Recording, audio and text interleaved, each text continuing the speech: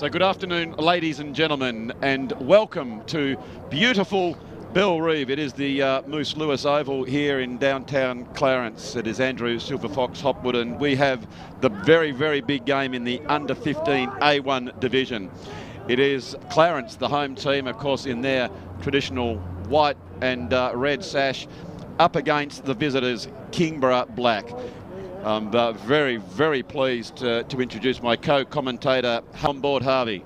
G'day, Hoppy. It's great to be here. Yes, it's great that you've come on board. So you've just had a game a few minutes ago in the under 16 and a half division, and you are now sitting atop of the ladder, so you'd be absolutely cock-a-hoot with that performance. Yeah, I'm absolutely chuffed with that one, and good run into the finals. Well, we are pleased, of course. You know a fair bit about this team that are going around so position. They're fighting very hard for the ball as it now comes back towards the wing. Nice big oval here is taken by Spoil. It's underneath the ball. There's Stacks on the mill and holding the ball. And I think that was fair enough, Harvey. In these days, you just can't pull it in, can you? Exactly. You know, the umpire's going to be pretty quick on it, and call you for holding the ball. Yes, I just like it. As long as there's some consistency in that, I think that is tremendous. As there goes another kick by the visitors in the Tigers. It was Thompson who goes onto that left foot. It goes back under enormous pressure by the Roos, but almost like gatekeeper style. Clears it very nicely, just spilling that mark. They go in hard again. A strong tackle there by Thompson. Thompson drives back in towards that goal area. It's rolling end over end, and there is the first score, and it goes to the Tigers in this big clash. Now, Harvey, just tell me a little bit about this ground. It seems like a good size oval. Yeah, it's a great size oval. It's pretty similar to Blunston, I believe, and you know, if we talk to Dave Giles, he measures every single ground, and he reckons this one's about 125 metres in length. Well, that's fantastic to know. So you can see here that these young men have got a beautiful facility here to play on as the Tigers have taken that mark. You like to see your forwards come out and take that, and they'll turn around now and have a shot on goal, and this is Burgess. You love to see your power forwards, Harvey, come out and just a presence like that. Lockett-like. Yeah, you don't see this much today. You don't see your Tony Lockett's kicking 15 goals a game. Well, there he is. Have a look at that one as he's just gone back and banged the big man and put that one through. As we see here on the Midfield replay, it was Holt who centred the ball, that area of danger, and he's gone back and kicked that.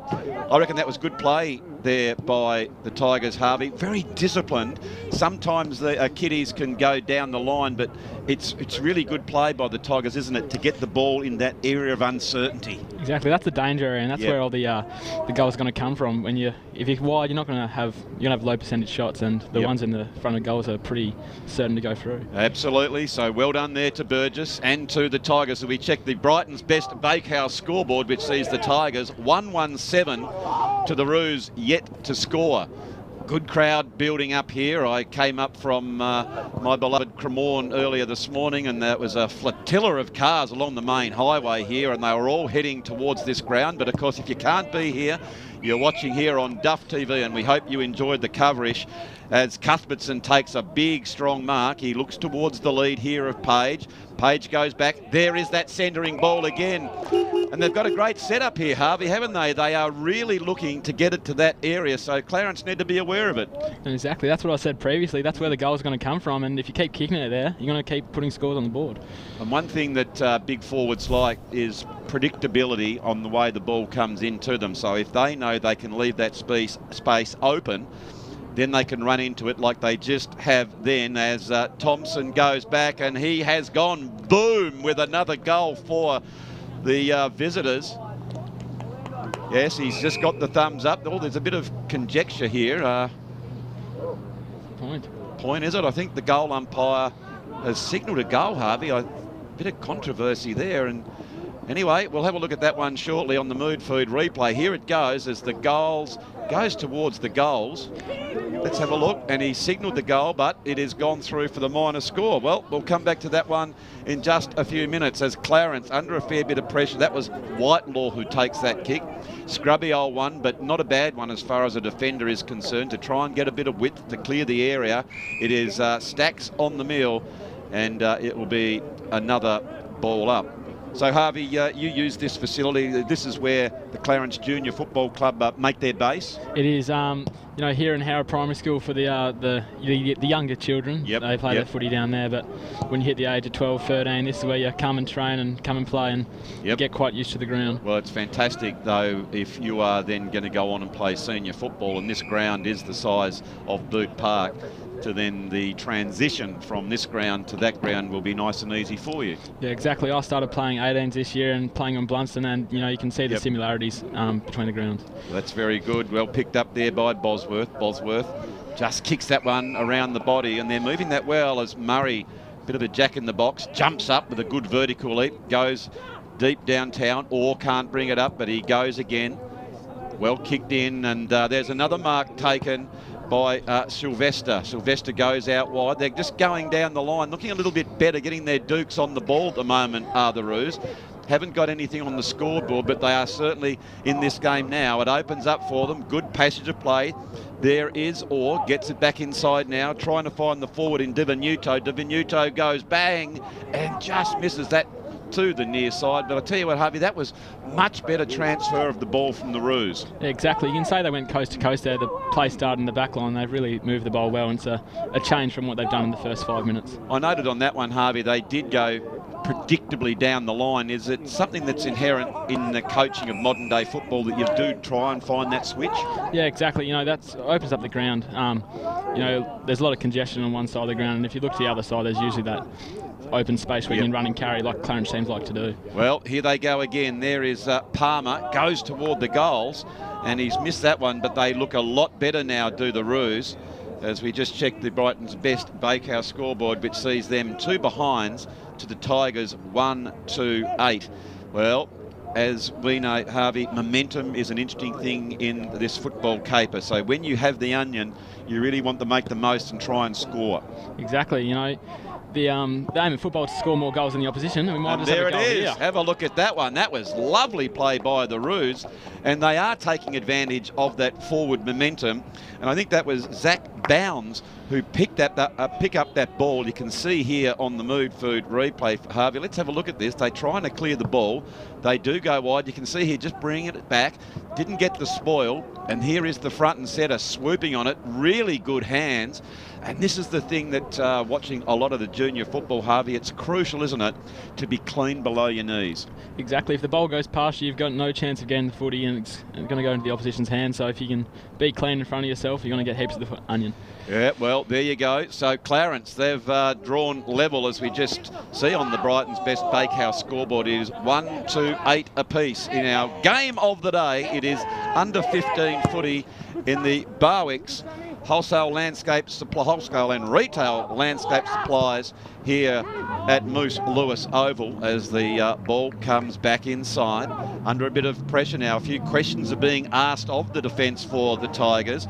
It is the Roos pick it up through Sammy Murray. He hooks that ball back towards the goal. It's bouncing very closely, and the goal umpire was right on the line and just touched that one through. So under a little bit of pressure. Well, in the first part of the quarter, the first, say, 4 minutes, Harvey, it was all Tigers, and the Roos just couldn't get their dukes on the footy. But now it is Clarence have really woken up to it, haven't they? Exactly. As you mentioned before, the momentum has really swung into Clarence's favour here, and they look, if they can keep this up, it might be a dominant game here for them. Very much so. Well, the adoring crowd has come in, the throngs of them. It's a strong tackle there by Whitelaw, and no prior opportunity. And it's going to be a ball up. Comes again, back out to Whitelaw. Gets those hands. Another tap. Can't quite get it out to Korotki, but he tries to. It's going very close to the line. And the umpire said, I think it's going to be a disputed ball, so it'll be a ball up. One of the things too, Harvey, this year is the prior rule. Have you found that any different playing under that new rule? I found it pretty interesting when it first came into play, but you know, I've settled to have a bit of a liking to it over the year. Over the season, mate. Very good indeed. Well, here is Sylvester. Sylvester, as he asks, trying to open the ground out. That is Divenuto. Divenuto goes wide, and that's really good play here by the Roos. I'm sure Coach Davey will be loving to replay that one to his troops during the week. He says, look, we've been looking for that switch, and that's exactly what they did. And when they took the blinkers off there, Harvey, they really opened up the defence of the visitors there in Kingborough. So now it is a long raking kick for goal and get maximum effort, and Luca Di Venuto has put that one through, and that was terrific play there by the Roos. I reckon if you're in the coaching staff, Harvey, you'd be thrilled with that passage of play. Oh, absolutely would be. They used the switch and, you know, a penetrating kick into the forward line and a great set shot as well.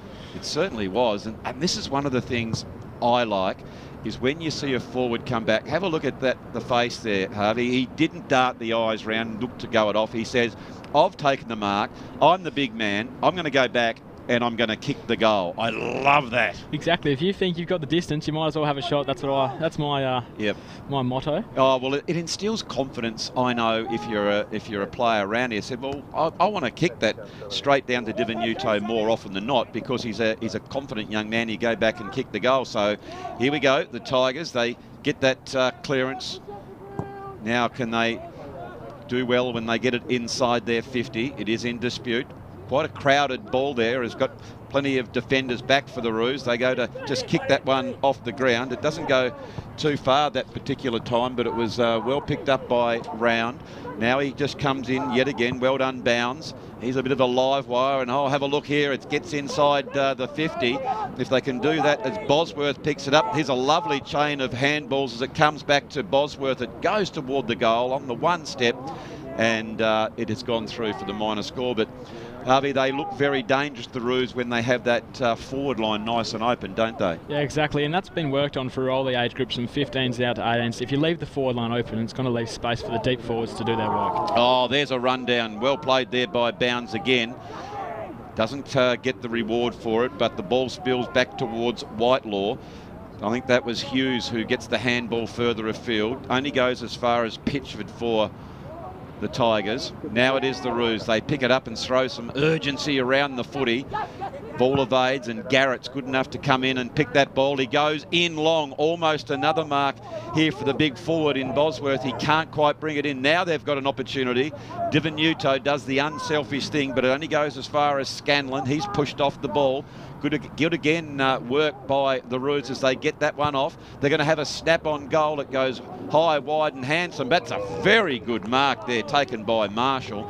And Marshall's going to go back and have a shot for goal. But I tell you what, Harvey, that was great pressure by the Roos forward to tackle and force that turnover. Exactly. You know, he really put it on the Kingborough defender and, you know, put him under the pump, and in turn that created this goal-scoring opportunity. Okay, so here are the Roos. Oh, well, all of a sudden that one was a bit of a low worm burner.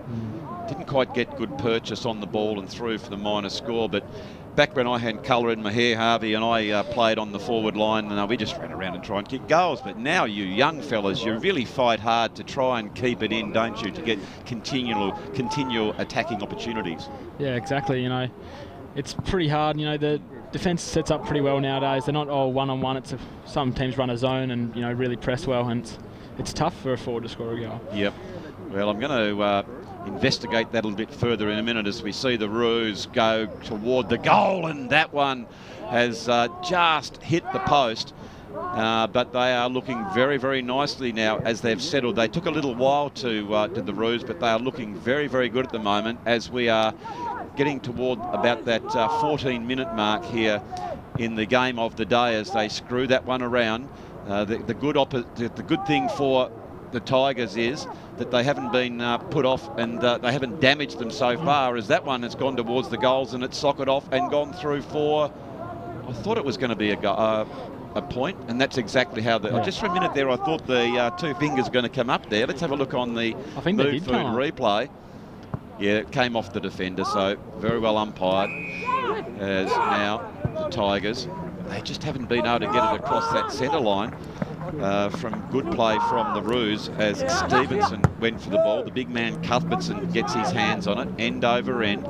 Here's another opportunity. It's wide open spaces if they can get that big kick. Nicely played there by Bosworth. And again, all wrapped up as Mansfield gives that ball back to the umpires. Throw it aloft. Volmer for the Tigers. Gets the tap out.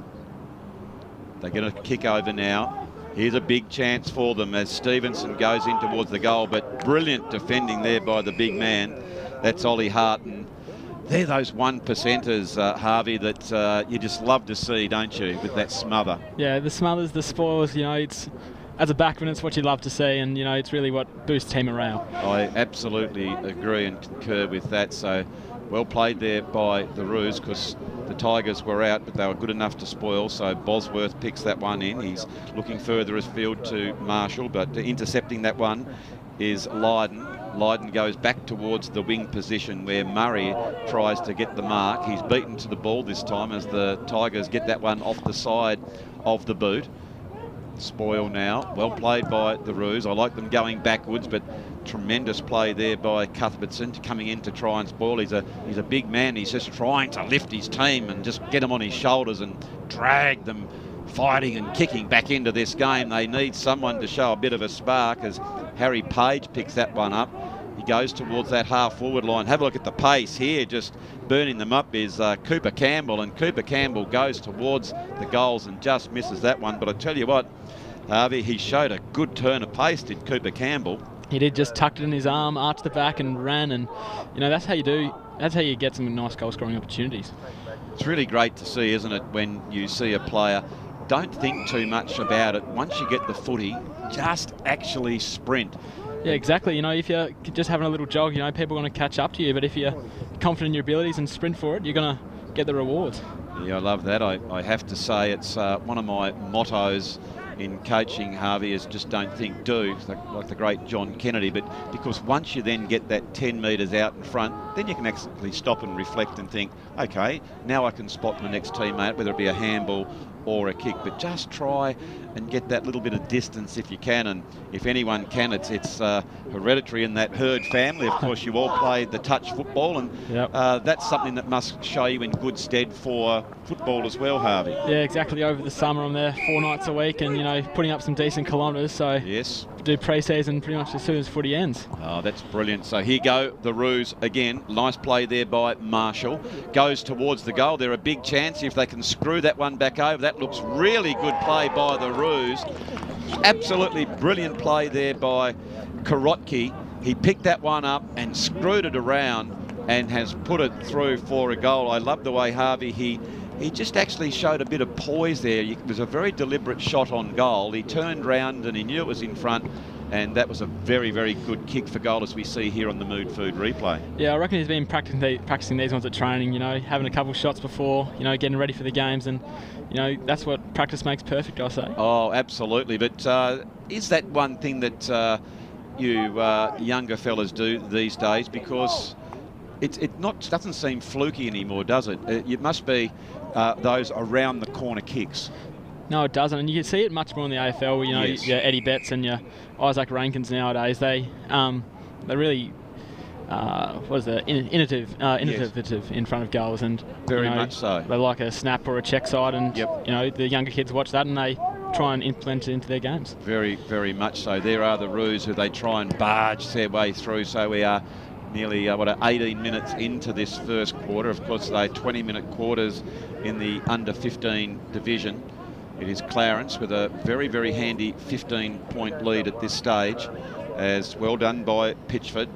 The game, though, is very even, but it's Clarence who have had just that little bit of polish when they've got it inside their 50. I've liked the way they've set up, and it's been very, very open. But the Tigers now trying to be irrepressible as they go forward, and that is nice mark.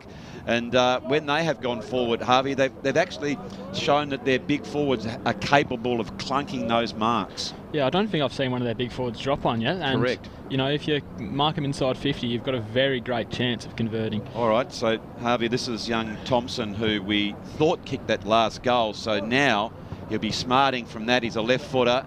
He does go back, and this time there is no dispute whatsoever, as it's gone right over the goal umpire's head, and a nice answer there to the Tigers. And they are making a bit of a surge here towards the Roos. I think that last goal's just gone on to the Clarence one instead of the Tigers, as we see here on the Midfield replay.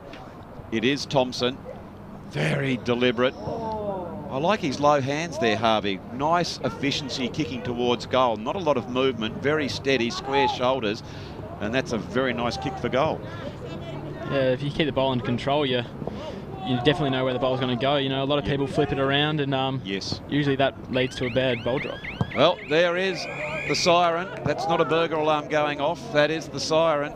And it is a very, very good game that we have got. We'll just check. I think that's only 3-7 to 2-4 that the Tigers got that last goal. So they come in with a little bit of momentum here. As we just check, it's Divenuto, Bounds and Karotki, the goal scorers for Clarence. And for the Tigers, it is Burgess and Thompson. So if you've got your coaching hat on here, Harvey, what would you be saying to the Tigers? Well, look, the Tigers, they were in it for the first and last part of that game, and you know, if they can continue to look for their big forwards in the forward line, they're going to really put the scoreboard pressure on Clarence. Very much so, and I think the Roos, I think Coach Davey would be really pleased with the start. He wouldn't have been that thrilled to give away the goal late. That'd be mindful of that. So we hope that you are enjoying the coverage here from Moose Lewis Oval. We're going to take our first break now. It is quarter time, and we'll be back with the second quarter very shortly.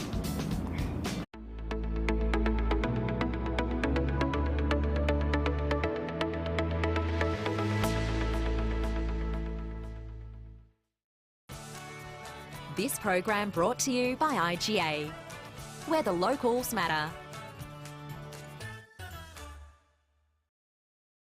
Having trouble finding an after-hours doctor for your family? Sometimes we need medical assistance when everything is closed. In the Old Bridges Brothers Building, 71 Bathurst Street, after-hours Dr. Hobart is open every day till 10 p.m. Phone for an appointment or book online. And for added convenience, you'll also find your Hobart chemist also open until 10. When minor accidents and illness happen, we're here for you. After Hours Dr. Hobart and your Hobart chemist, open till 10 p.m. every day.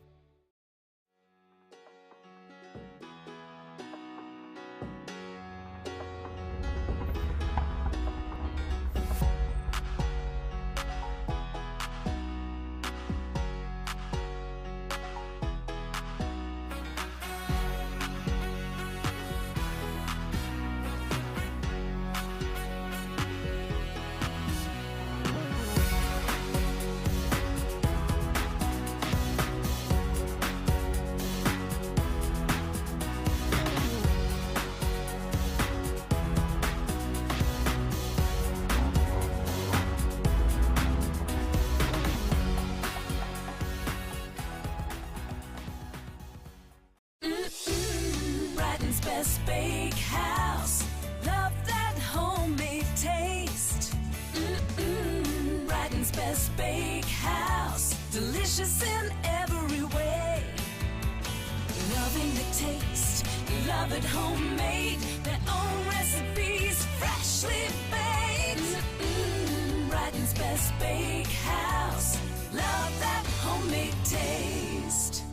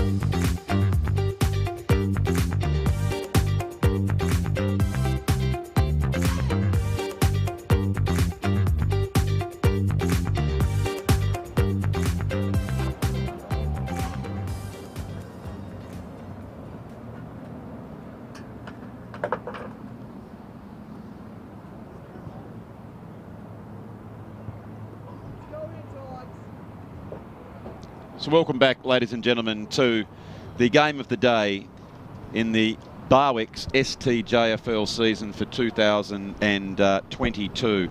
Now, we've just been out to the middle of the ground and just done some double checking of some numbers. Excuse me, and number 9 we've been calling as Lucas Bosworth. There was a Guernsey change, and in fact that is Lockie Davey, and he's having a stellar game. So, and also we noticed out there was a couple of 25 stuff. There was a little bit of confusion between. Might have been, let's have a look here. Who was it? I think Lucas Dingle's wearing the 52, so they got the numbers the wrong way around. It is wrong, 52, is it? All right, well, we'll work on that one as the Tigers pick up that ball. Doesn't go particularly too far at all. They get it around the body, and there is Davey, who has taken that mark where we were calling it Bosworth, and he's been really playing well, hasn't he, Harvey, Lockie Davey? Yeah, he's been unreal. He's been with the 16.5s a lot this year, and he really comes up and plays his same game, and likes to dominate down here when he comes back. Yep. Well, his dear old dad is out there and coaching, and was a very, very good player in his own right. Of course, a premiership captain coach of the Clarence Football Club, and his dear old dad, who's not with us anymore, but Doug, of course, he was a stalwart of Tassie football, and in fact he goes back to my era, son, and him and I were together at OHA back in the day in the early 80s. So there is a good mark taken, almost competed though very, very nicely there by the Tigers.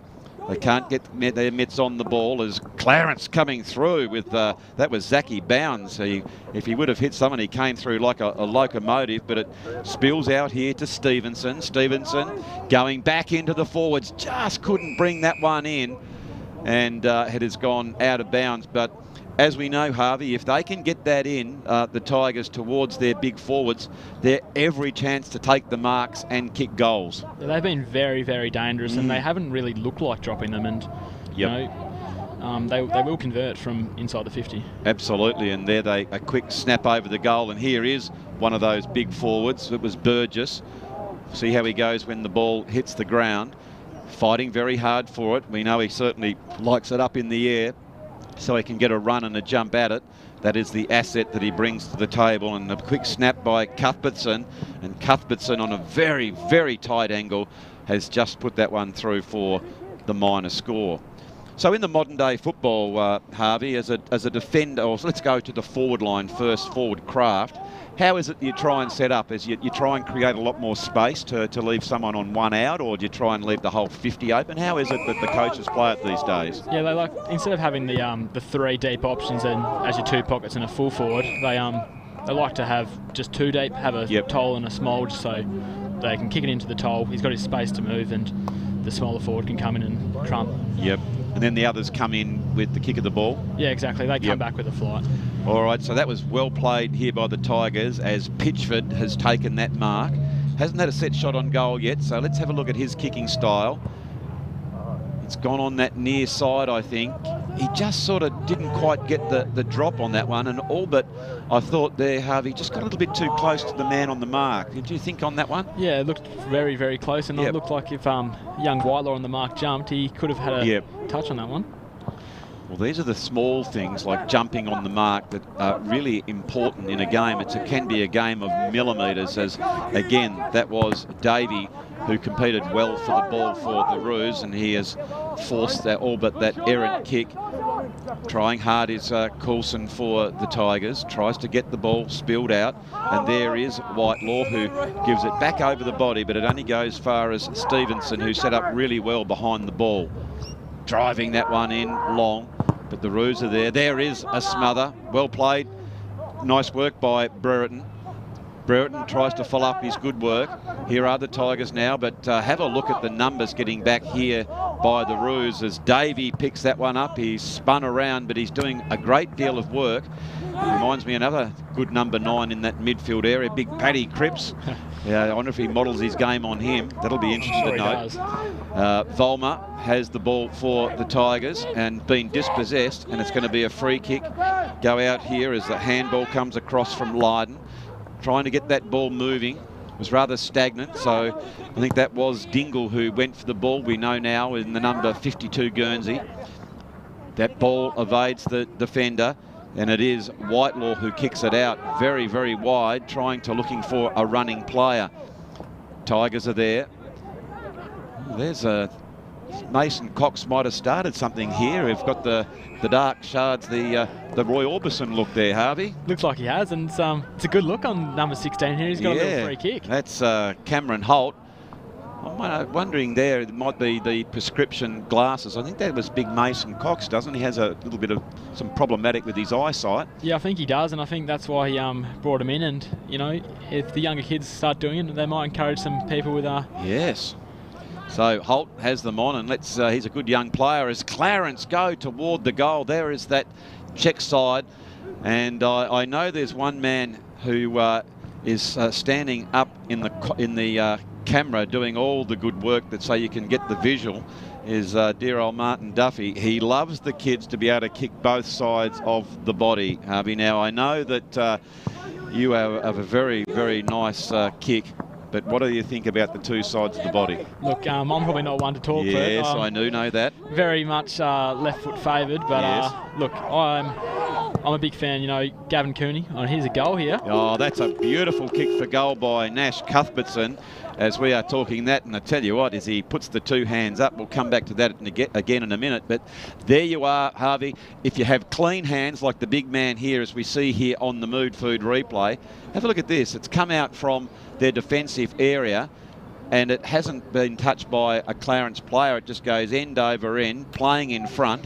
They still haven't touched the ball. Comes back inside here, and here is Cuthbertson leading out. Just shimmies around, comes back, and a lovely kick on goal, and that is the coast to coast. It is very truly coast to coast, and didn't look like any Clarence players at all were going to get near that footy. So well played there by the Tigers as we check the Brighton's Best Bakehouse scoreboard, which reads the Tigers 3-7-25. They are coming hard at the Roos here, who are 3-8-26. We have got a really good game on our hands. There is no doubt about that, as the Roos are running towards the line. They can't get it as the old IGA footy goes over the line, and it will be a ball up. And there indeed is the ladder, as we can see. So it is Lindisfarne top. So this is a crucial game between Clarence the third and the Tigers, who are sitting fourth on the ladder. It's now ball in dispute. Bit of a kick over the shoulder here. Can't pick up the ball. Well picked up by Sammy Orr.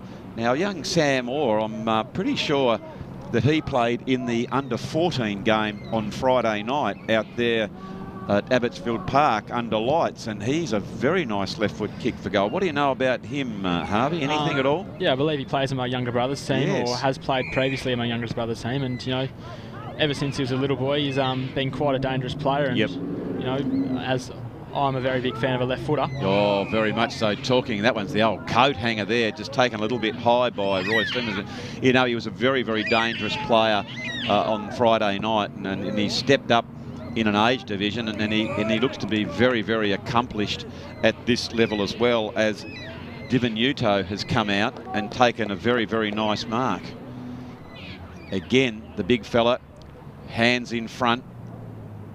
I love to see a forward do this, because that gives the opposition, Harvey, no chance to spoil it all, does it? If you can get your arms out like that, it's very hard to spoil. Yeah, it gives you a good 20-30 centimetres of extra length to, you know, go out and then grab the ball.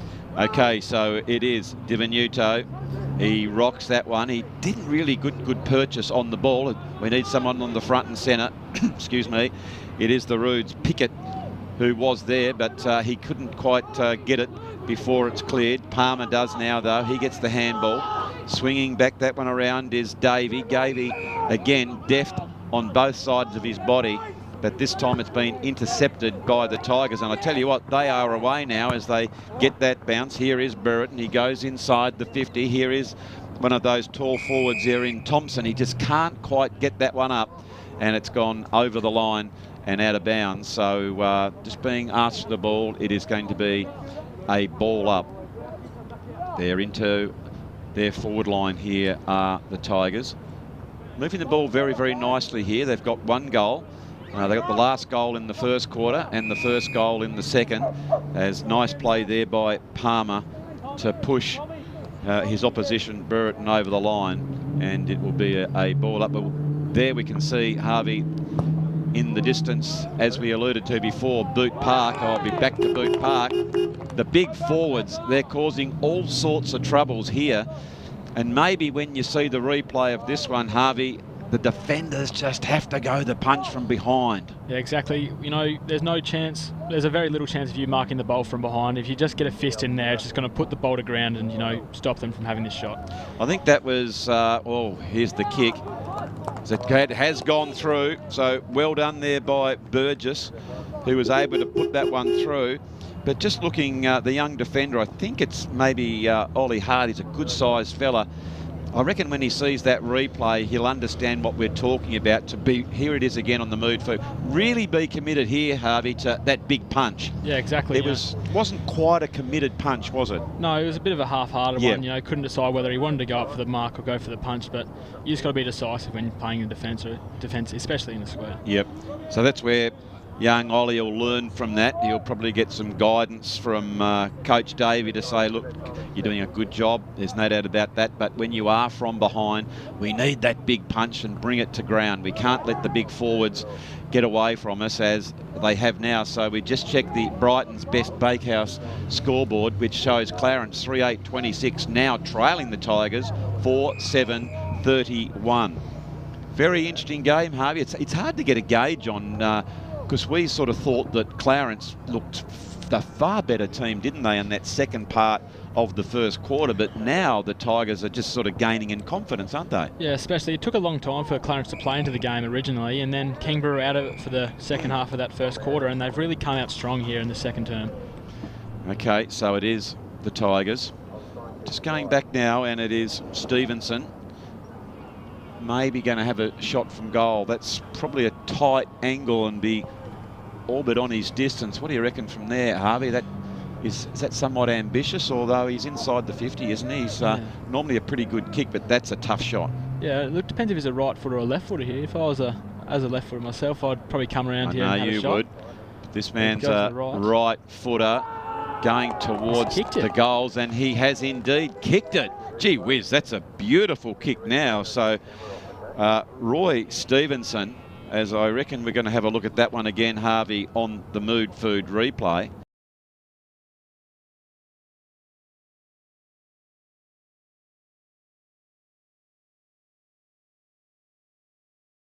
And I like his approach as well on the goal. He didn't stutter at all. He just was transfixed on the target and was able to put it through for a very, very, nice goal. And the Tigers are looking somewhat irrepressible. I think that's their third goal now for the quarter. They are going very, very nicely. So it is back in the centre of the ground. Volmer with a good tap out, and they're starting to, what I see, Harvey, getting their hands on the footy out of the centre. It's those clearances out of there where they're starting to get some forward momentum. Yeah, and that's where you win your games, in the middle. You know, if the ball doesn't get out of the middle from your team, you've got a very low chance of getting the ball forward. Whereas before, Davey was being probably the dominant man in that midfield area. He's gone out of the game just slightly, as there is the man who we spoke about on cue, gets that ball. I think he's more just gone toward the forward line there. That's a quick snap over by the Roos. Just for a minute I thought that was going to go through, the opportunist shot, but that was much better of trying to move that ball forward by the Roos. I'm just going to get you to keep an eye on young Davey as well for me, Harvey, if he's moved or he is playing back in the centre of the ground. It was a good spoil there by Bounce Roos. There'd been a couple gone down in friendly fire as inadvertently came across the pack, but it is a good left footer here by the Tigers. Lovely pick up, bit of fumble, but good enough to go and pick it up again as Brereton gets up the ball, gets the hands on it. A quick kick out, but in danger, and the free kick will go to Whitelaw. We can see there on the Mood Food replay the two Clarence boys just clashing as they came across. I think it was Bounds, wasn't it? Yeah. Who went into his teammate. Good play here by the Tigers, trying to spread the ball to some space. Evasive skills done by Holt. We are now coming up to about the, excuse me, 14.5, 15-minute mark of the second quarter. In the game of the day, it is the under 15 A1 boys, Clarence v Kingborough Black, as the ball goes end over end. That hits the point post, and that's not a bad result for the Roos, excuse me, as it will be a ball up right deep into their attacking area. I'm interested to see here how they set up, try and create a little bit more space. So this is where the Tigers will probably try and get a few more players back, you think, Harvey? Yeah, you know, just crowd the goal side of the centre, the bounce, because, you know, that's where the danger area is, and you wouldn't want people, you know, getting an easy soccer kick over the line. Well, you can see there a fired up Lockie Davey, who was this terrific tackle. Have a look at that. And he forced the error on Thompson, and he's gone back with a little bit of feeling, and he's put that one through for a goal. So nice work there by Lockie Davey. A really good tackle, wasn't it? He was so determined, wasn't he, there, Harvey? He didn't want to let the Tigers get an easy ball out, and he slotted that one through for a goal.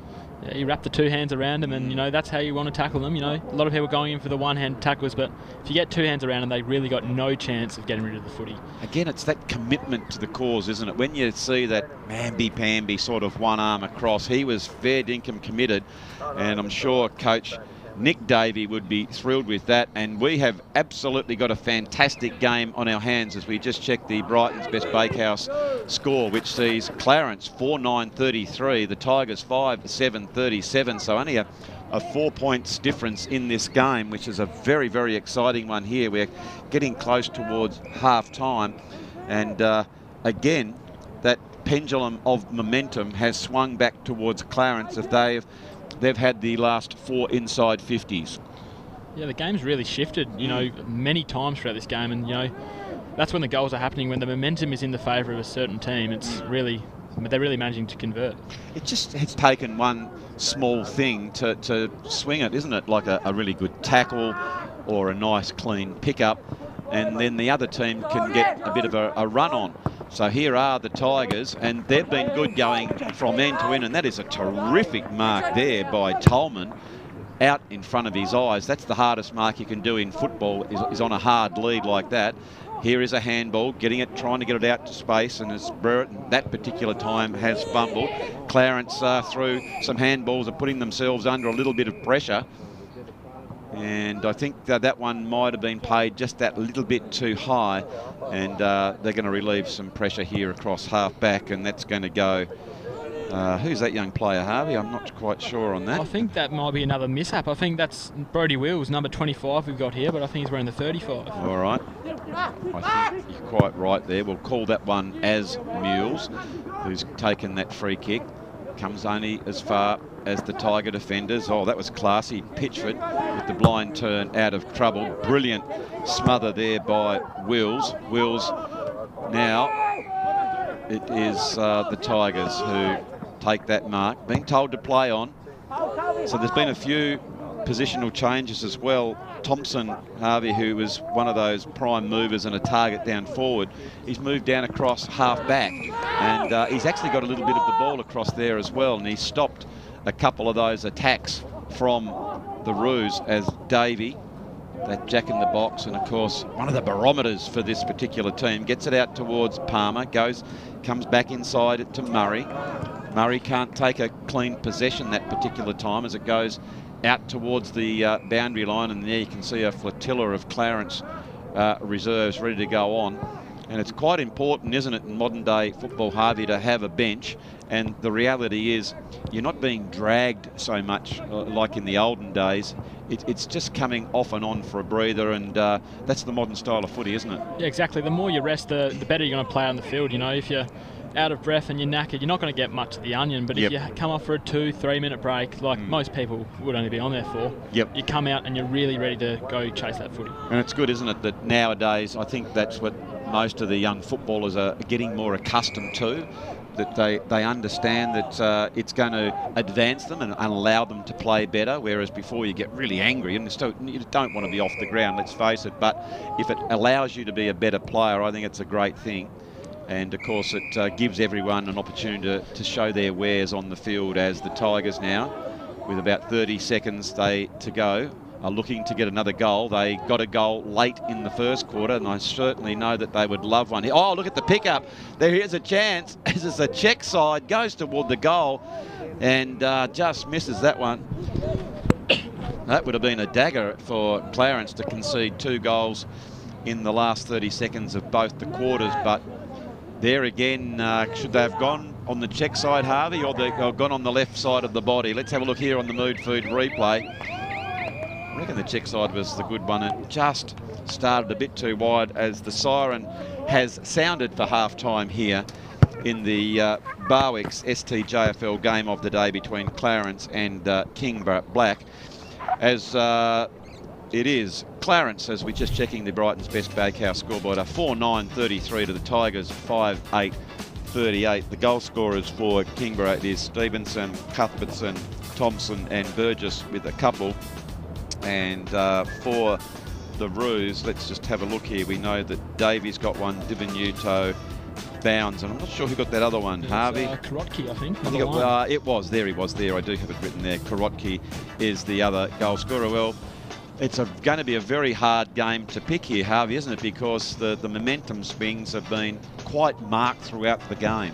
Yeah, exactly. And, you know, that's where the game has really been in the favour of either side. And it's going to be a really, really close second half.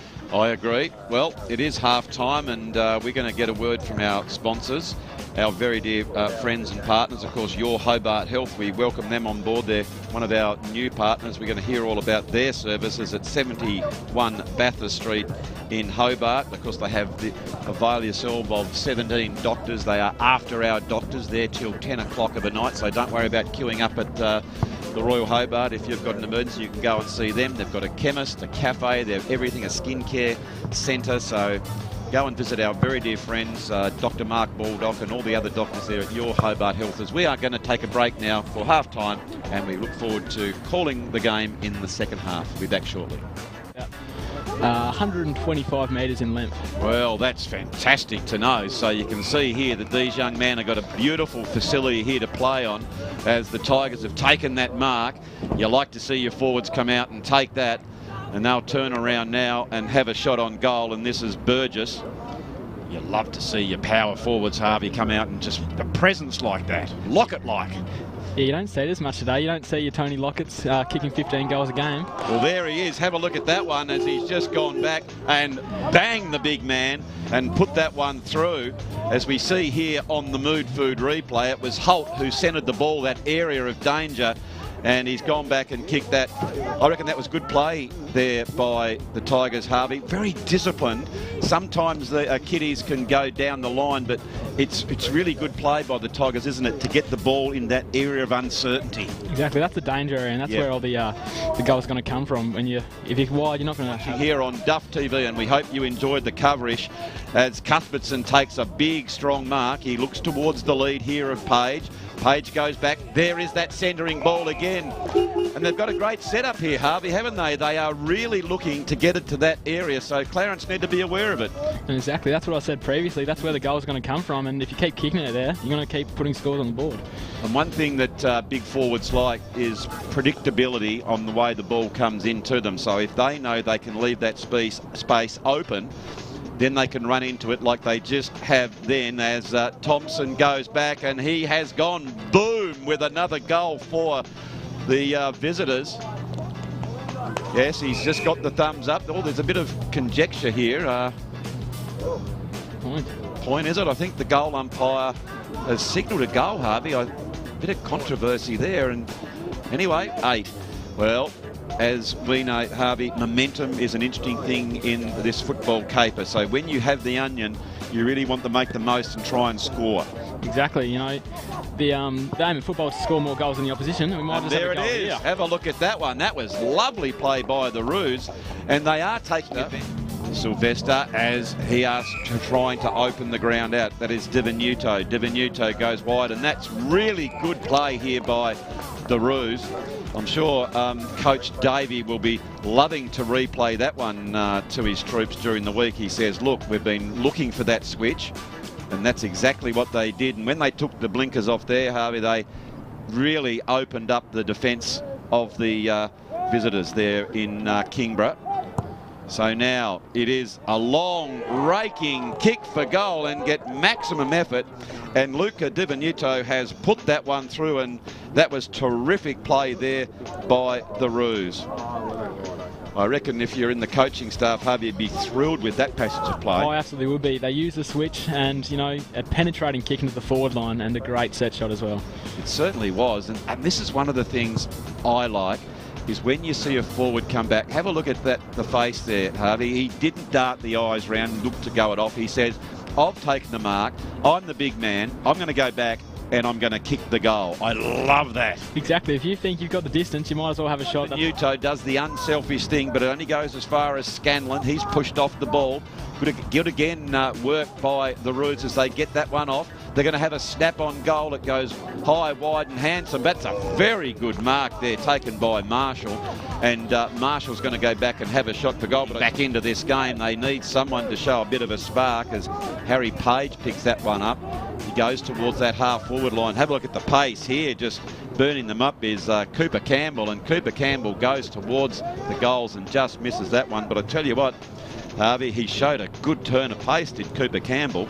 He did, just tucked it in his arm, arched the back and ran. And you know, anyone can. It's hereditary in that Hurd family. Of course, you all played the touch football, and that's something that must show you in good stead for football as well, Harvey. Yeah, exactly. Over the summer, I'm there 4 nights a week, and you know, putting up some decent kilometres. So yes, do pre-season pretty much as soon as footy ends. Oh, that's brilliant. So here go the Roos again. Nice play there by Marshall. Goes towards the goal. They're a big chance if they can screw that one back over. That looks really good play by the Roos. Absolutely brilliant play there by Karotki. He picked that one up and screwed it around and has put it through for a goal. I love the way Harvey, he just actually showed a bit. The game though was very even, but it's Clarence who have had just that little bit of polish when they've got it inside their 50. I've liked the way they've set up, and it's been very, very open, but the Tigers now trying to be irrepressible as they go forward, and that is nice mark. And when they have gone forward, Harvey, they've actually shown that their big forwards are capable of clunking those marks. Yeah, I don't think I've seen one of their big forwards drop one yet. And, correct. You know, if you mark them inside 50, you've got a very great chance of converting. All right, so Harvey, this is young Thompson, who we thought kicked that last goal. So now he'll be smarting from that. He's a left footer.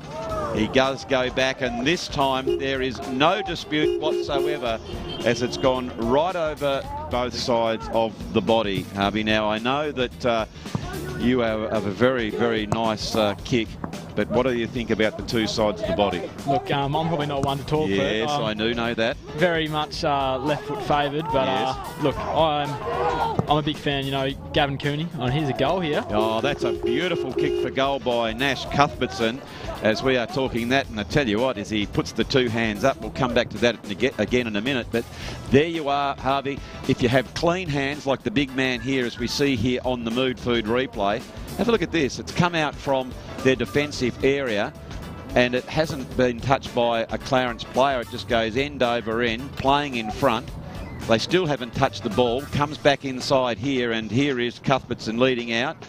Just shimmies around, comes back, and a lovely kick on goal, and that is the coast to coast. It is very truly coast to coast, and didn't look like any Clarence players at all were going to get near that footy.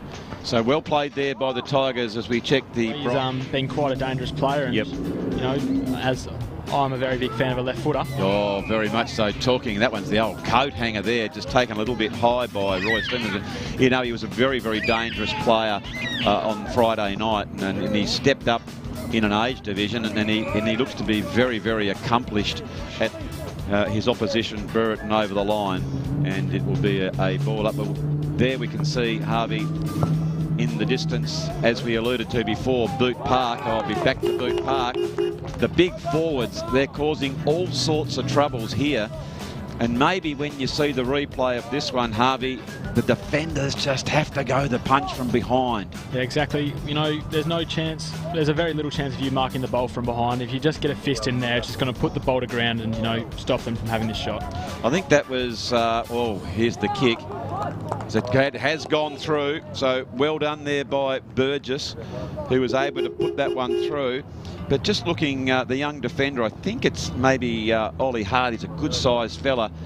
I reckon when he sees that replay, he'll understand what we're talking about. Here it is again on the move for really be committed here, Harvey, to that big punch. Yeah, exactly. It wasn't quite a committed punch, was it? No, it was a bit of a half-hearted one. You know, couldn't decide whether he wanted to go up for the mark or go for the punch. But you just got to be decisive when you're playing in defence, especially in the square. Yep. So that's where Yanni's did.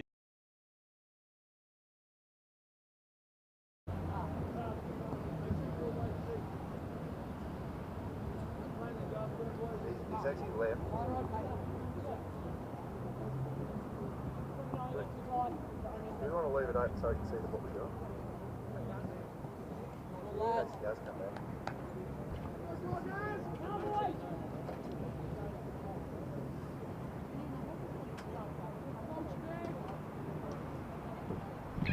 So welcome back, ladies and gentlemen, to Moose Lewis Oval. It has been a very, very entertaining game so far here between Clarence and the Tigers. And it is Clarence who take possession of the ball first. Well done by Bounds. Kicks it out wide. There is Palmer. Palmer going back inside. It's a good spoil going close towards the line. And it is out of bounds. Now, Harvey, you and I went and had a little listen to the Clarence rooms, and Coach Davey was quite animated. Yeah, he sure was. He wasn't particularly happy with his team's performance, and hopefully they can lift. Yep. Well, I don't mind it if you don't just sort of give a team a serve, you just sort of say, well, I think we can do better. And then he introduces a system and says, well, this is how we're going to do it. And that's what good coaches like Nick Davey do, as that ball has gone on that near side and Clarence get the first score. It is a minor as they move on to 34, trailing the Tigers 38 in our Barwick's STJFL game of the day. Tigers with a lovely hard low kick and marked by Cameron Holt. Holt goes back off the mark, comes right in front of us on this wing position, and a lovely mark taken there by Cooper Campbell. Just looking down as well, Harvey. I think we've got almost 2 17s. I hope we've been calling the right one for also for Kingborough. It's a tad confusing, doesn't it, if you get multiple numbers out there. It makes it very if you don't know them personally, it can be problematic, but we'll do our best here at Duff TV, as we have been doing for many years, covering junior footy. Here is the talent on showcase at Moose Lewis Oval. The future of Tasmanian football is very bright when you see the calibre of and the cut of kids coming through representing their clubs here today. And talking about that, I'm going to have a discussion with you very shortly, Harvey, on your thoughts on a Tasmanian team in the AFL as Clarence take possession of that ball. That was Marshall, gets it back into his forward line, rolling end over end in what is an absolute picturesque day, great conditions. You would have been thrilled to be playing out there today in the previous game, wouldn't you, Harvey, in these, well, it's almost like autumn conditions, isn't it? Yeah, absolutely. You know, it's been quite windy and wet the past couple of weeks, and it's great to come out here on a calm day and sun's out, and it's a great day for footy. Oh, big crowd, and you love to perform in front of the big crowd. That was Cuthbertson who took the mark. They look dangerous when they can get it into the big fella's hands, and now just slowing it down is Coulson. Coulson goes out to that wing position, and again, they're not being as predictable. They're looking to transfer the ball to the wide open side, or of course the fat side of the ground. Another handball into close contention. Brings the ball back down looking for Burgess, who couldn't quite take the mark. He needed to work on his second effort here, but here is the fleet-footed forward, has a stab kick for goal, and it's gone out of bounds. And how's the umpire going to play that? It'll be a ball up. That's how they've been playing that one. Is that how you guys played it as well, Harvey? It was always a ball up after the ball goes out, or a free kick to the opposition? Yeah, I think it's you know, if they handball it or dribble kick it out of bounds, I think that's when the prior rule comes into play. Yep. But if it's just a spoil or like a tap on, it's usually just a ball up. Yep, that's how I thought it was. So we are about 4 minutes in, and already it's the topsy-turvy nature of this game is on display. We're not really sure that no one's really grabbing it by the scruff of the throat. So the game is there to be won as Clarence come back inside. Good, strong tackle being applied there by Jasper Burton. Burton is assisted by Cooper Campbell. Back inside, but Clarence just nice and steady and relieving that mark. Going on that wing position. Ball there is attacked very hard by Pitchford. Pitchford looks to come back inside. It's going close towards that boundary line now. It's almost that Stacks on the mule there, looking to get that handball in close quarters. Maybe there's just sometimes those handballs, so that was very slick hands, Harvey. You'd like to see a handball with a little bit more width, so to get the players running on the outside. Yeah, those little 1 metre, 2 metre handballs, you're still in reach of the defenders, but if you can push that past 5 metres into a running player, you know, it really moves the ball forward and can have a good forward entry. Yeah, oh, very much so. And also if you can get it out to that player who's got a bit of momentum going so that they get the head start on their defender. And that was really nice play by Tolman. Tolman with the long kick. They looked a little bit wide at that particular time as Cuthbertson is down there. Cuthbertson, we know, can kick goals, and he hasn't let us down with that one, Nash Cuthbertson. He shimmied to come back inside, then he went to the outside, which we know is his favoured foot, and he has kicked that one. That was a beautiful goal, Harvey. Yeah, look, they went back to their into the danger area as they usually have done, but you know, he's crumbed really well here, Cuthbertson, I believe it is, and you know, it's a great pickup and a little shimmy and a great finish as well. Yeah, this one, look at that, the favoured on the bounce, wasn't it? It was a really good shimmy, and he put that one through. But they do look very, very dangerous when they get to that area of danger, don't they? So well played by the Tigers. We just checked the Brighton's best Bakehouse scoreboard, which has Clarence. Let's have a look here. Just checking that scoreboard for us. Clarence 4:11.35, with the Tigers really getting a rig along here, Harvey, 6:9.45. Yeah, lots of behinds in this game, and you know that has happened at Clarence High a lot of times. It's a pretty difficult ground to score on if you come in from the wrong sides, and you know the wind, well, not so much today, but the wind usually plays a big effect on it. Okay, so now Holt takes the kick, goes back inside. Of course, they are looking for the big man, and that's, I think, worried him that particular time. It wasn't the big man, but when the ball does come in quickly there, Harvey, it puts a lot of pressure on, and it is Cameron Tolman. Oh, Tolman's gone the short pass, goes over, and they're just going to waltz that one in. And that particular time, Harvey, Clarence really fell asleep. Yeah, they sure did, and you know that danger kick to 15 metres out, that's what worked for Kingborough today, and you know they just thought the bloke was going to go back and have a nicely easy set shot, and they just let a player drift off in the square and turned into an easy goal. Well, a big learning experience, I would have thought there, as I think it was Page who has put that one through for a goal. And smart thinking there. He already knew that there was no defender there and he was going to kick an easy snag. So we are now very, very thrilled to join with us in commentary as well the president of the Clarence Junior Football Club, Sean Haywood. Sean, welcome on board. Thank you, it's good to be here.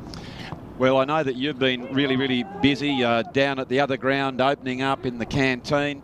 How is it that the Clarence Footy Club is going this season in the juniors? They're doing really well. We've got, I think we've got nearly over 300 kids in our junior football league, and some exciting young players.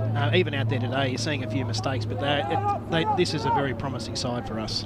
It is a promising side, as the Tigers take that one through and through for a minor score. One of the things we've noticed with a lot of the Clarence junior teams, and I've got one son of a gun sitting right next to me. I mean, the Hurds are providing 3 young fellas here, and of course their dear old dad was a premiership player with the Roos. A lot of father-sons coming through now as well, aren't there? As we just come back to that question, that statement with the Tigers really getting a rig along, and that's the second goal by Page in just a few minutes, and the Tigers are looking very, very dangerous now. As we have said before, this game has been in moves and swings, and the Tigers taking full toll of that forward thrust. So, yeah, back to you, Sean.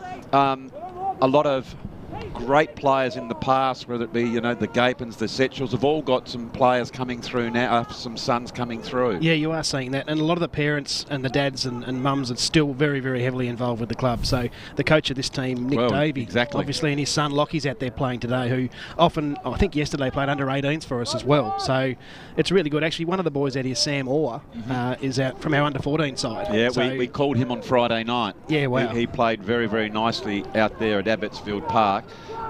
You must be thrilled to think that some past players like a Nick Davey, who of course is a captain coach, as the Tigers go forward yet again, and this is where they've looked dangerous, those big players, as they have a snap on goal. That's just shaved the post. Nick's not going to be happy with this team, I don't think. So it's great that it's one thing to have great players, but when they come back and then teach the next generation coming through, you'd be thrilled with that. Oh yeah, I mean, obviously we've got people like Scott McCallum, Premiership player, and Matty Gapin, Brett. Like having those guys around is just amazing for our club, and it gives the boys people to look up to too, which is awesome. I agree.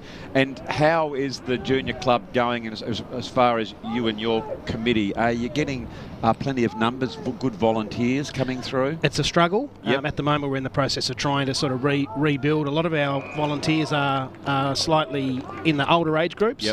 And we're really trying to work now in our under 8s and 9s and 10s to try and to get some more people along. So it is hard, because a club of over 300 kids means that we do need some more parent support. So if there's some Clarence people out there, as we just watched this shot on goal first, and they've been very dangerous when they've had the set shots. I've put the mockers on in that one, it's gone off the side. So if there are any parents out there, what would you say to them?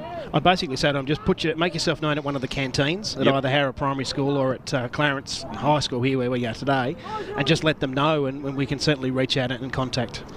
Yeah, any help is greatly appreciated at the moment. I only can talk from my involvement in junior footy, which has now been over 25 odd years when my kids started Auskick. It's been a great joy, the friendships that you forge. Some people might perceive it as hard work. It's not at all.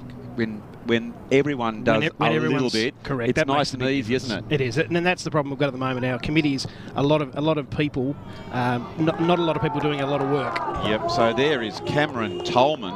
Tell you what, Harvey, this momentum swing is looking very, very dangerous for the home team, as the visitors are making the most of their opportunities at the moment. Yeah, they really are. Clarence certainly haven't had much of it this third term, and Kingborough have looked to dominate and pounce on that, and they sure have, with 2 or 3 earlier goals in this third quarter. Back to you, Sean. I talk about the volunteers. We're all busy. No more than you. I know that you're involved in the automotive industry with Tilford Motors, and there'll be a lot of pressure on you with your time and stuff. So you find the time. So it's for everyone, if they can just find that little bit of time, isn't it? It's only a small amount of time that you do need to give us to help us out. So yeah, if anyone's out there that wants to help us, please let yourself known to the canteen, and we'll be more than happy to pass your details on. Well, there we go. Well, I tell you one thing, ladies and gentlemen, this man here does a power of work, and if you need a nice vehicle, maybe that new Ford Ranger, that's if you can get your Dukes on one. What's the waiting list on those things?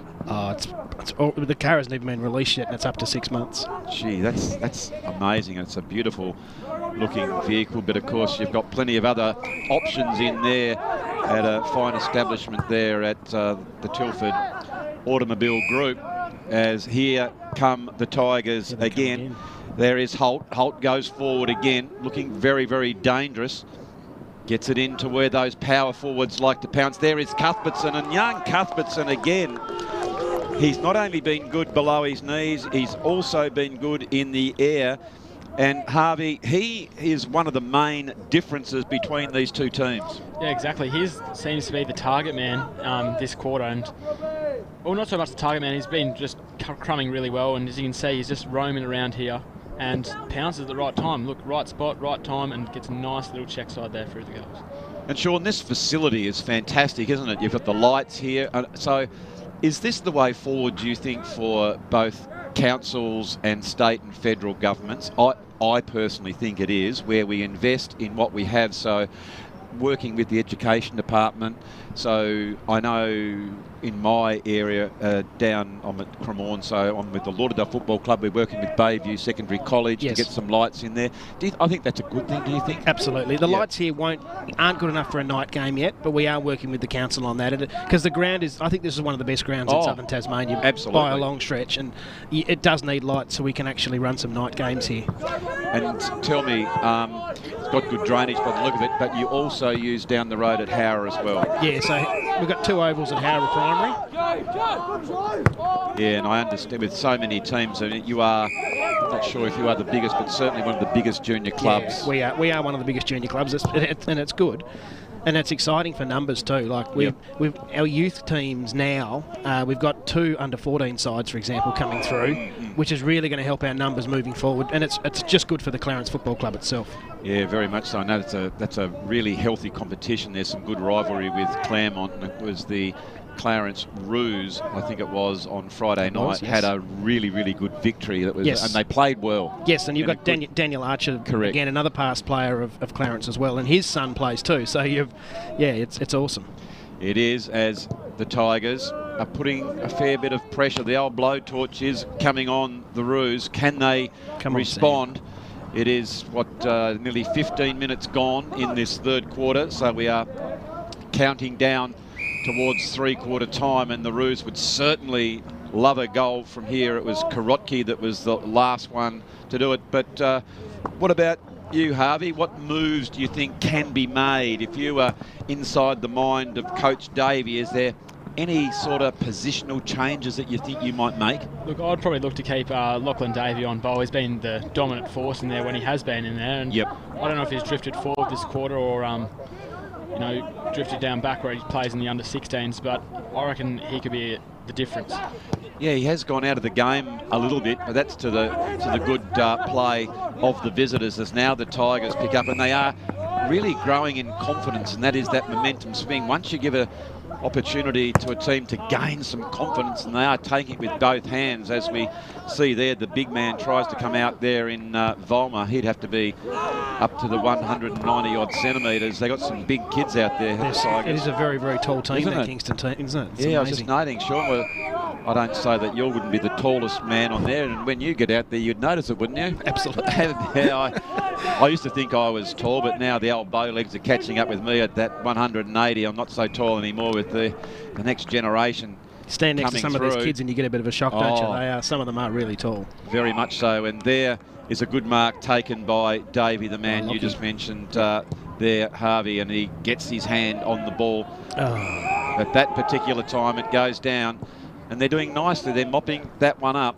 They just have fallen down, Harvey, across that half-forward line. Yeah, Kingborough's been, credit to Kingborough actually, they've been a very strong side this quarter and really haven't let Clarence play into the game like they did early in the second and first.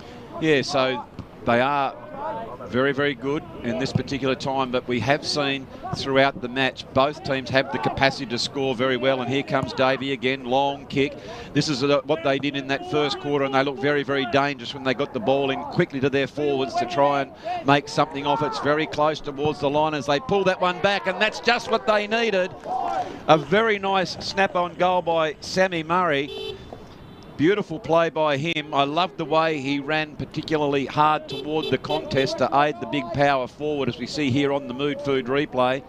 It was Davey with that very, very quick kick, and it was a close contact here, trying to keep that ball in. And I reckon when they see the replay back on that one, Salverson could have and potentially put that one through for the minor score, so it's cost them 5 points.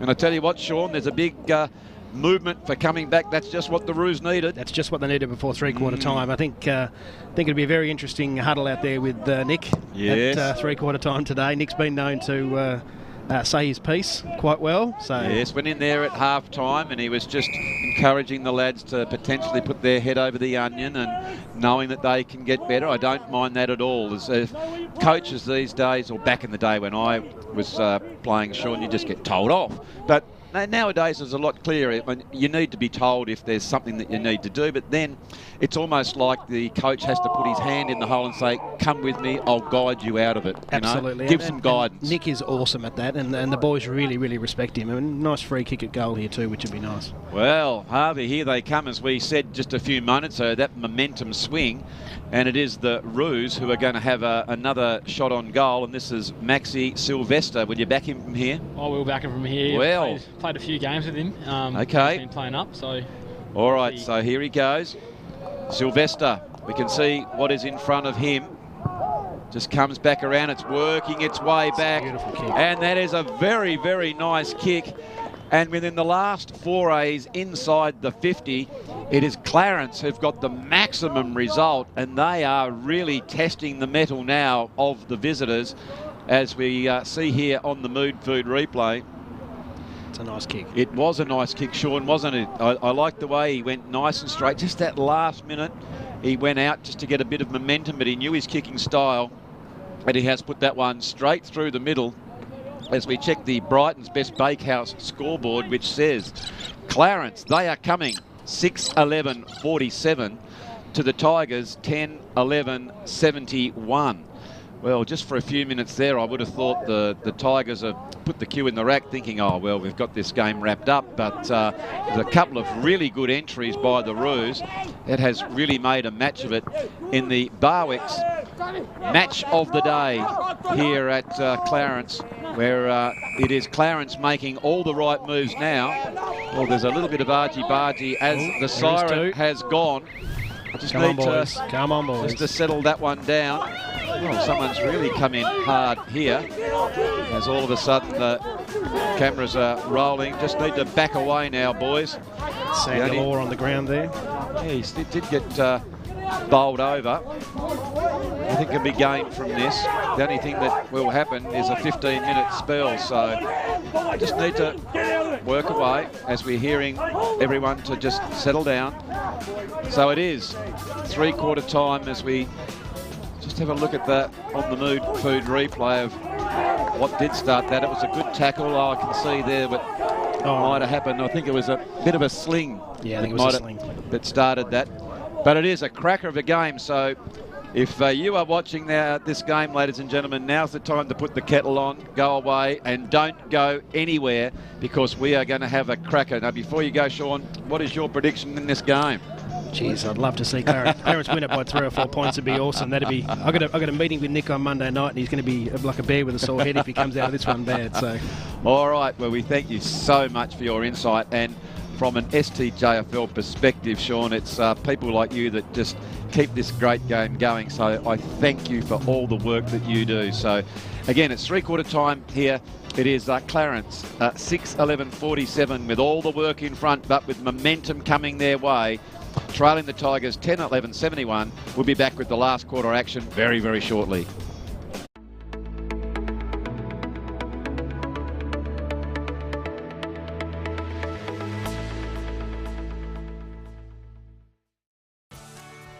This program brought to you by IGA, where the locals matter. Having trouble finding an after-hours doctor for your family? Sometimes we need medical assistance when everything is closed. In the Old Bridges Brothers Building, 71 Bathurst Street, After-Hours Dr Hobart is open every day till 10 p.m. Phone for an appointment or book online. And for added convenience, you'll also find your Hobart Chemist also open until 10. When minor accidents and illness happen, we're here for you. After Hours Dr Hobart and your Hobart Chemist, open till 10 p.m. every day.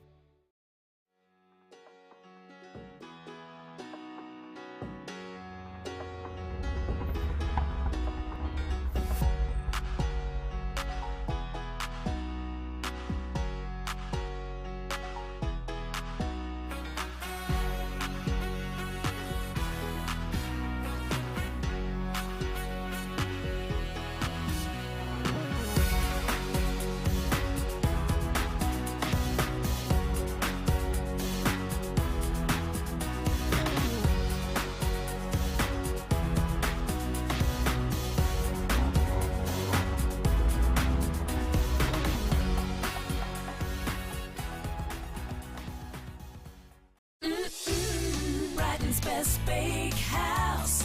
Love that homemade taste. Brighton's best bakehouse. Delicious in every way. Loving the taste. Love it homemade. Their own recipes. Freshly baked. Brighton's best bakehouse. Love that homemade taste.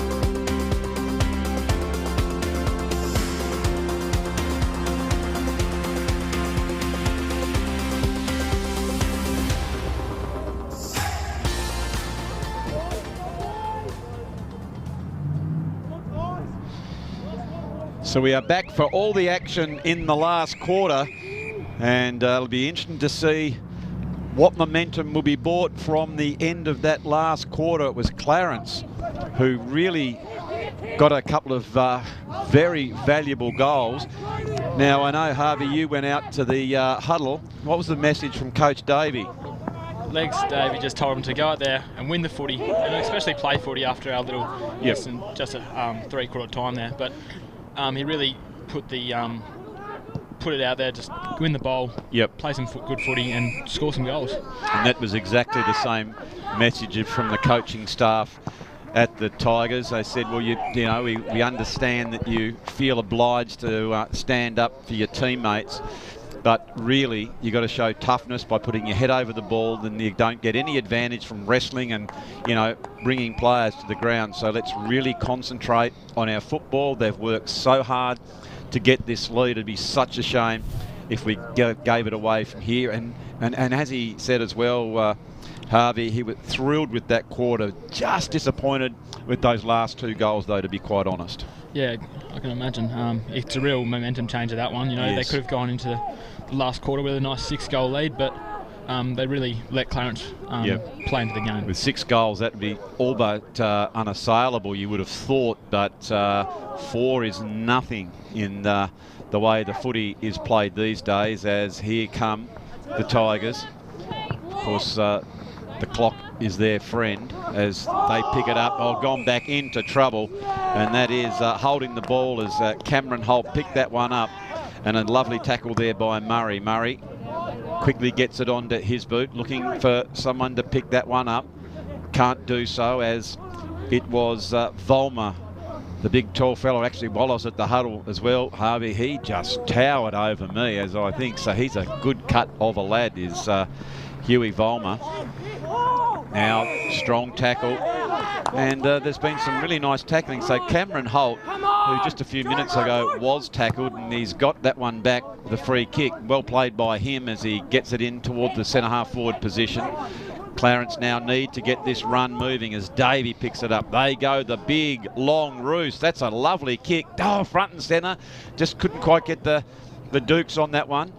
Rolling end over, and there is Karotki. Overruns it on that particular occasion. And Holt picks that one up and goes out wide, getting plenty of the football. Tried to keep it in, can't do so. And that ball will come back inside for another ball up. But very, very interesting in the first stages. Are all but 3 minutes gone. And no one has been able to show their ascendancy. It's really being played between the half-back lines. There is Whitelaw. Whitelaw just taking some time here. It goes out towards Garrett. Nothing ahead of him. This will suit the Tigers. Trying to hold up the run of Clarence. That's better. I didn't mind that play there, Harvey, from the Roos. Instead of just bombing it, they were taking their time to work their way through the Tiger defence. Yeah, and eventually that kick will open up for an easy mark, as it did there. And, you know, if there's nothing on, and especially in this close game, you want to keep the football and, you know, want to have the 100% chance that you're going to retain the footy. Yeah, the reality is, isn't it, mate, it's hard enough to get the footy, and the last thing you want to do is give it away easily. So football's a simple game, isn't it? When you've got the onion, keep the onion. Exactly. If you haven't got it, go and get it. That's what you need to do. So here is the Roos.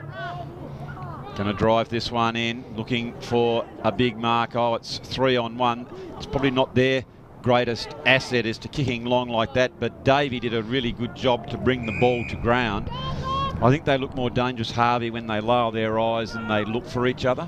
Yeah, exactly. Clarence's run and carry has been exceptional today, and when they look for that shorter kick instead of bombing it in long like Kingborough have been doing it today, it really plays into Clarence's hands. Yeah, where conversely the Tigers have actually looked dangerous, haven't they, when they've kicked the ball long, because they've got those big guys there to mark it. So it's I guess a coaching style. You work on whatever you have. So if you're small, you might decide to go out wide to space. If you're big, it can be pretty simple. You work on the concept like the Brisbane teams of old. You get it in long to your Jonathan Browns and your Lynches, and if they don't get it, the little blokes do. As that's a strong tackle being applied there by Cuthbertson. And he's really showing some good touch at both ends of the ground, Harvey. Yeah, exactly. He's been quite dangerous on the scoreboard today, and, you know, he has clunked those ones inside 50. And, you know, he looks like he's transitioned down back in the dying stage of this game, and when it's needed, he's really stepped up. Yeah, well, that could be an interesting coaching strategy of putting someone a bit more behind the ball. It makes it a little bit harder for Clarence to get those goals that they so desperately need. When you've got a big, strong fella like Cuthbertson, who's already kicked those 3 goals there, he reads the ball really nicely. So there is Burgess. Burgess goes very, very close to the line indeed. It has been touched, and it's out as it ends up in Orr's hands, but the umpire will now throw that one up.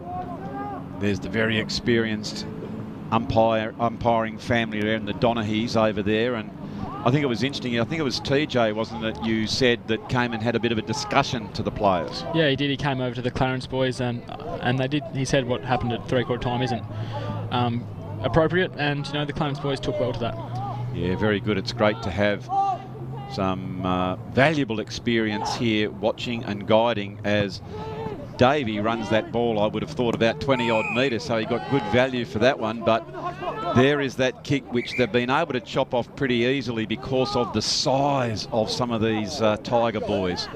As we can see what sort of a day it is. The sun is just sneaking through the trees. We're almost at the solstice where all of a sudden the sun will start coming up, which is very much what I look forward to. I think that's what, the 21st. Will you be down on the Belrive Beach just dipping yourself in the water in the nude there, Harvey, for the solstice? Probably not. I'm not much of a morning person, but Tell me that, when you do, after a game though, I know you live close by to Howrah and Belrive Beach, do you take yourself down there and immerse yourself in the River Derwent? Yeah, usually I do. It's usually pretty brisk because we're usually finishing our games at 5 o'clock on a Sunday, so it's not the warmest water going around, but that's good for aid the recovery. That's fantastic, and that's great discipline by your very, very good self. Is you've got to do everything you can to get yourself up for the following week and recover the best you can. As a free kick is now being played, and it said play on because you have the advantage, and they have taken full advantage of it as Roy Stevenson picked that one up and drove it toward the goal and has drilled that one. And I say to you, Harvey, is that the first nail in the Clarence coffin? I think it might be. It's really looking pretty grim now for Clarence. That Kingborough goal really does lose a lot of the momentum that Clarence had in this term. Well, let's have a look here. When that ball came out, most of the players stopped except for Stevenson, who decided to pick it up, take the game on, and the umpire, then you can see his arm came over to say, fair enough, let's take the advantage. They well umpired, and they drilled that one through. The IGA football went straight up and through to see Clarence 6-11-47 trailing Tigers 11-12-78. And Harvey, I reckon it'll be a long way back here for the Roos. Yeah, they're really going to have to look to score very quickly. Hopefully the old Lee Matthews rule doesn't come up very soon. Are you a bit of a believer in the minutes and goals? I am. Look, by the time you kick a goal and the ball gets back to halfway, that's usually 40-45 seconds gone, so it really does make it hard to do that repeatedly. Yeah, so we know that teams can score very quickly. My dear old Blue Boys, I think they got 3 in a row against the Tigers. Of course, unfortunately that third one didn't count. Well, it was a dead set goal though, Harvey. I mean, you and I could see that. Yeah, I thought that was a goal, and McKay was unlucky to not get his third in that quarter. Yeah, I agree. But anyway, we are back to the premium competition in Australia. It is the Barwick's STJFL pure football. I love this style of footy. It's when you see kids kicking it long, someone's on the end of it, and it's a great standard, as there is the worrying look of Coach Davey, trying to continually move the magnets and just try and get something out of his players. This is a big game for them. It'll mean that the Tigers will sneak up that position on the ladder.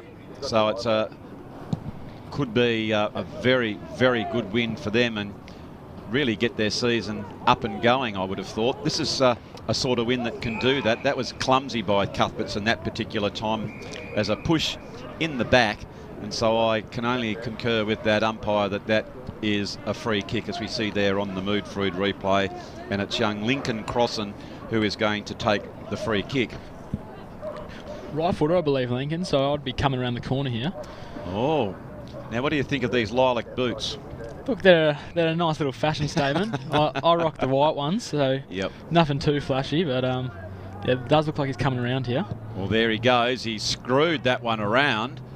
I think it's went to the near side, didn't he? Didn't quite give it the opportunity. It didn't get it. It had to go for the other side of the post. Here he goes again, right across the body. He got a good swing on it. He sure did.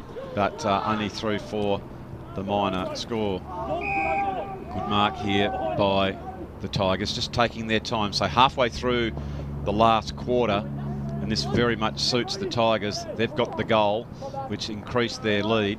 And Clarence just hadn't been able to find the footy at this stage. They've been really good on their run and carry, as you alluded to, Harvey, but it's all but dried up slightly.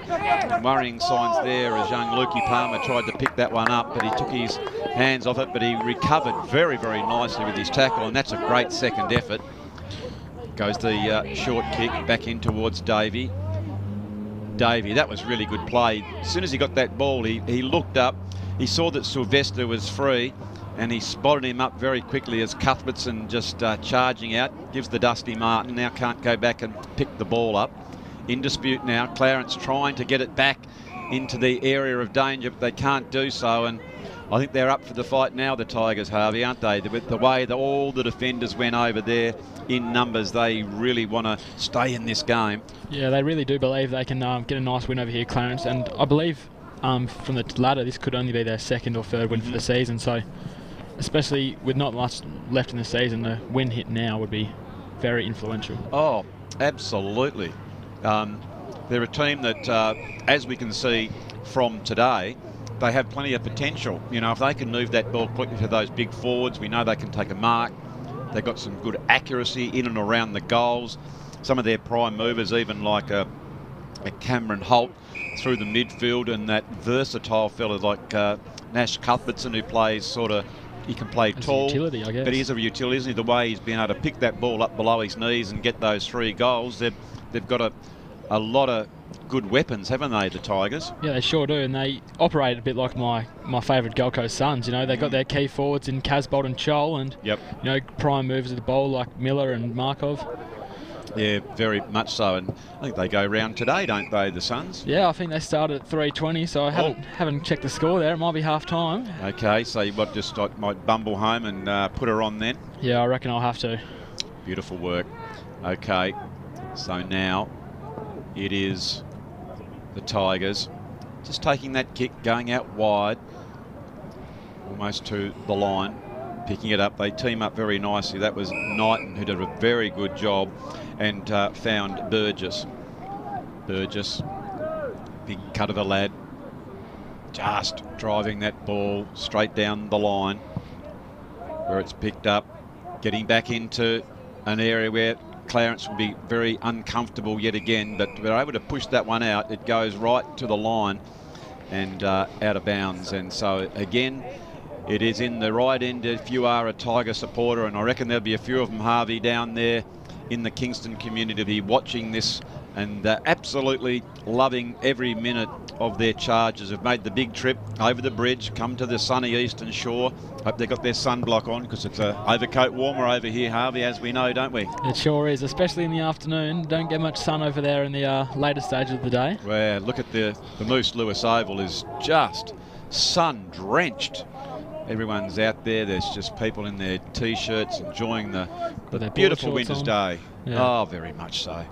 Very much so. And as we can see, some of the cars coming back up from the beach, they're just calling in to see the last minutes of this game. And you can see that the desperation there by Davey, trying to get a quick kick. In doing so, it went off the boot, but luck is a fortune as it favoured the Roos, trying to get that kick. But you can see here again, Harvey, that they're getting plenty of numbers back still. They're defending very, very nicely, the Tigers. Yeah, and the more they crowd that space, the less room it gives the Clarence forwards to operate in. Yep. So they're doing a really good job. Gee whiz, that was a nice play again by Volmer. We'd mentioned so many times through the telecast, we love seeing players get the ball like Davey just did then and go at pace. And Volmer, sometimes the big fellas can lumber, but he just got it and accelerated out of the pack. And free kick going here to the Tigers. The umpires again. I tell you what, these guys have umpired pretty well, Harvey. We haven't noticed them, and I like the way they're paying the advantage rule as well. Yeah, you know, it looks like sometimes the game can be a very stop-starty, but they're really letting this game flow and, you know, being very consistent to both sides. I agree. Good handball there by the Roos. Back out. Need to get it moving now. Time is certainly against them as we are over the 15-minute mark. That Lee Matthews rule starting to set in now. I think you're right there, mate. Really problematic for the old Roos, but they need to finish off with a goal or two to give themselves, we've used that word so often, momentum for next week. It's absolutely crucial, especially when you do come away with a loss. It can almost feel like a victory or something you can build on for the following week. Is that how you see it as well, Harvey?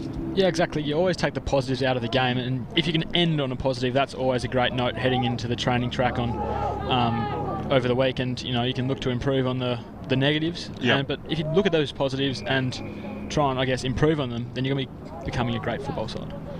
So as a scholar of the game, your very good self, after a game like tonight, you'll, of course, very professional. You'll go down to the beach and do that sort of stuff. Do you then go home and do a bit of analysis on your game and think to yourself, what did I do well and what are the areas for my improvement? Look, I usually get that on the drive home from Dad. He's yes, the assistant coach of my team, so he gives me the loader on how he thinks I went. So yep, it's good having an insight like that. Yeah, no, I think that's really, really good. If your dear old dad can be doing it in a pragmatic way like that, you can only learn from it, and that can only benefit for you and the team as well. So coming inside again.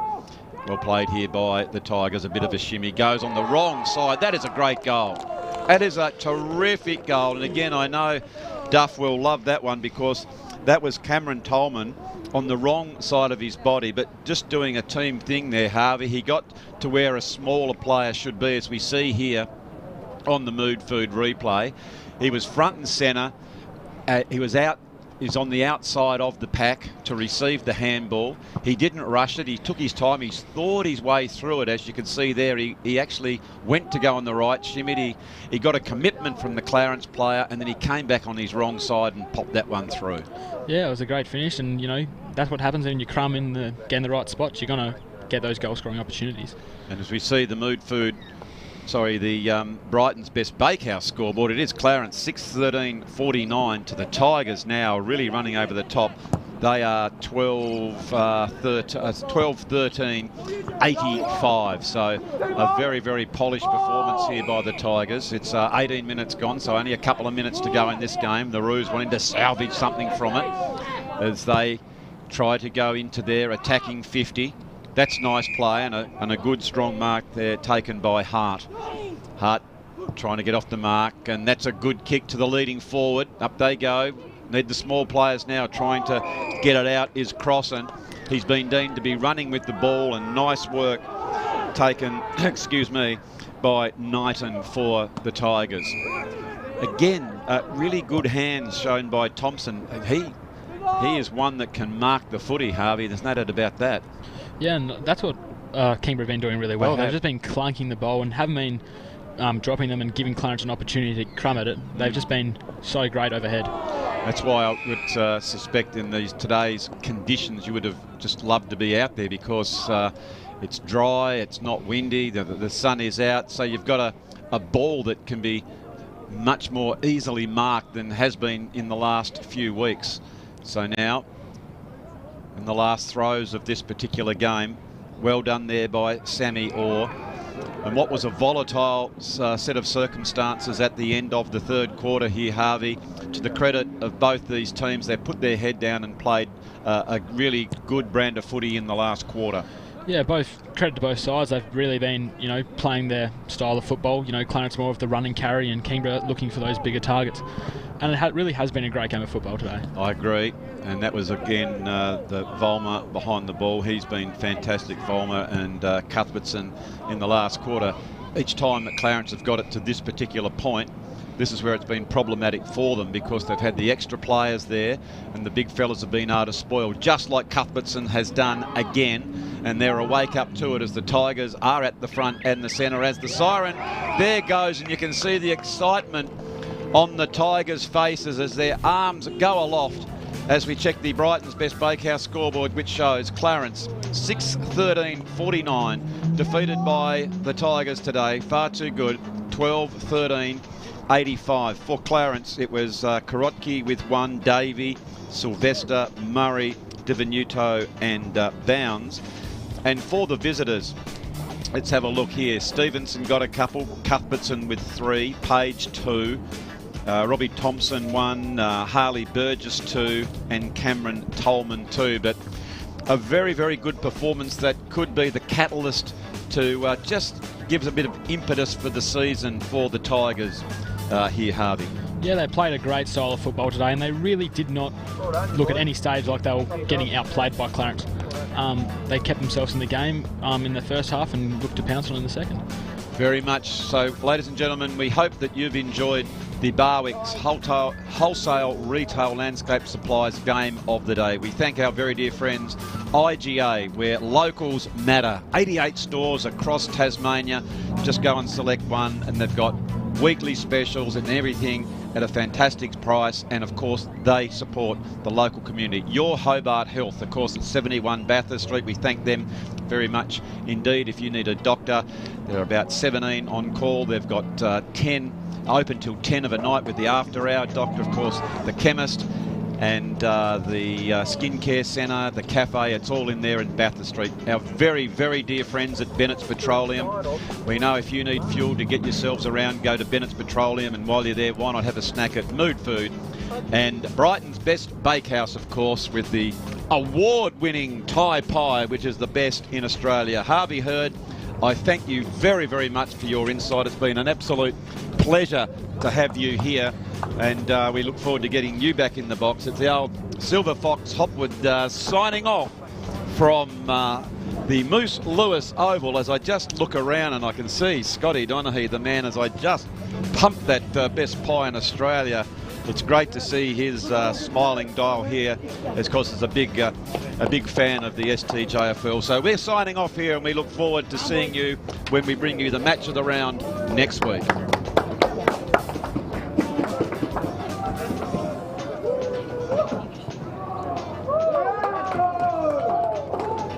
Going so that they get the head start on their defender, and that was really nice play by Tolman.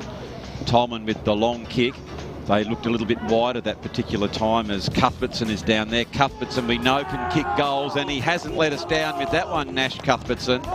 He shimmied to come back inside, then he went to the outside, which we know is his favoured foot, and he has kicked that one. That was a beautiful goal, Harvey. Yeah, look, they went back to their into the danger area, as they usually have done, but you know, he's crumbed really well here, Cuthbertson, I believe it is. Yep. And, you know, it's a great pickup and a little shimmy and a great finish as well. Yeah, this one, look at that, the favoured on the bounce, wasn't it? It was a really good shimmy, and he put that one through. But they do look very, very dangerous when they get to that area of danger, don't they? So well played by the Tigers. If we just checked the Brighton's best bakehouse, the big man, and that's, I think, worried him that particular time. It wasn't the big man, but when the ball does come in quickly there, Harvey, it puts a lot of pressure on, and it is Cameron Tolman. Oh, Tolman's gone the short pass, goes over, and they're just going to waltz that one in. And that particular time, Harvey, Clarence really fell asleep. For us, it is a promising side as the Tigers take that one through and through for a minor score. One of the things we've noticed with a lot of the Clarence junior teams, and I've got one son of a gun sitting right next to me. I mean, the Hurds are providing 3 young fellas here, and of course their dear old dad was a premiership player with the Roos. A lot of father-sons coming through now as well, aren't there? As we just come back to that question, well, that statement with the Tigers really getting a wriggle on, and that's the second goal by Page in just a few minutes. And the Tigers, friendships that you forge, some people might perceive it as hard work. It's not at all. When everyone does a little bit, correct, it's nice and easy, isn't it? It is, and that's the problem we've got at the moment. Our committees, a lot of people, not a lot of people doing a lot of work. Yep. So there is Cameron Tolman. Tell you what, Harvey, Automobile Group, as here come the Tigers again. There is Holt. Holt goes forward again, looking very, very dangerous.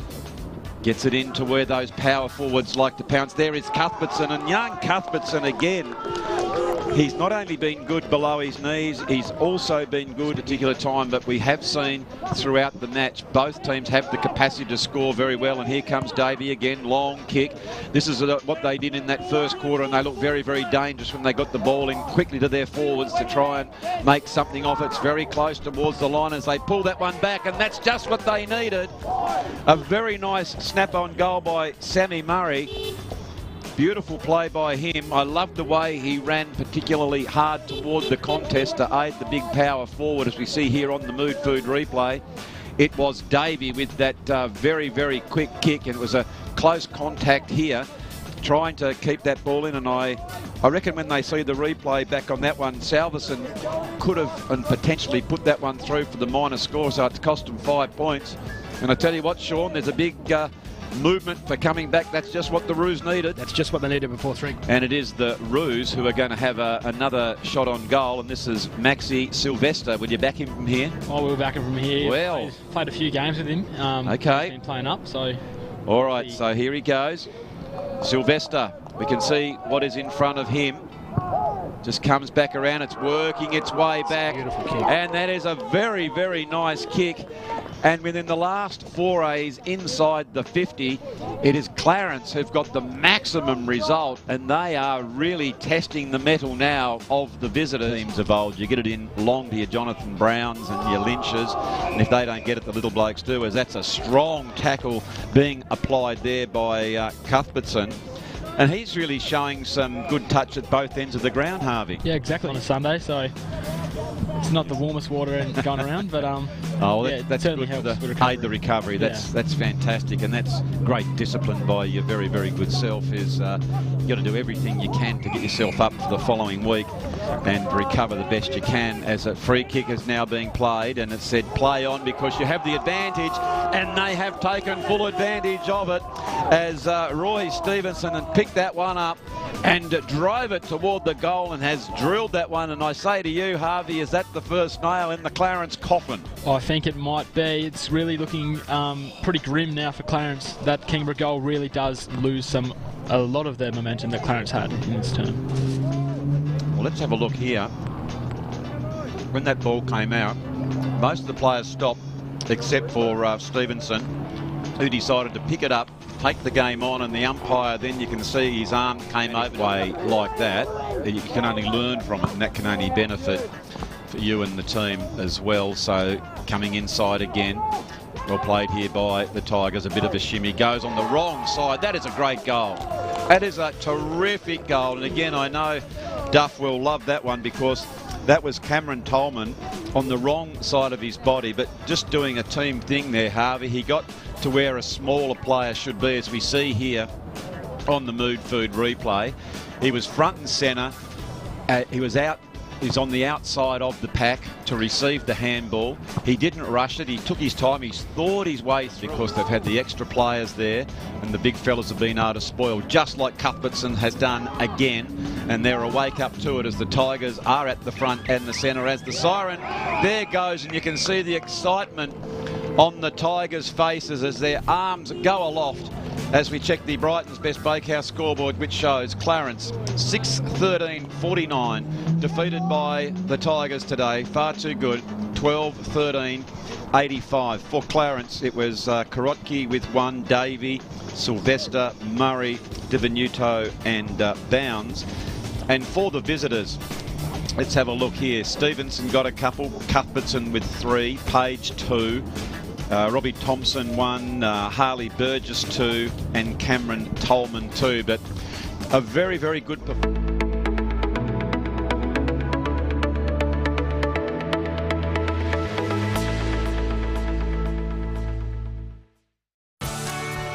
This program brought to you by IGA, where the locals matter. Having trouble finding an after-hours doctor for your family? Sometimes we need medical assistance when everything is closed. In the Old Bridges Brothers Building, 71 Bathurst Street, after-hours Dr. Hobart is open every day till 10 p.m. Phone for an appointment or book online. And for added convenience, you'll also find your Hobart chemist also open until 10. When minor accidents and illness happen, we're here for you. After Hours Dr. Hobart and your Hobart chemist, open till 10 p.m. every day.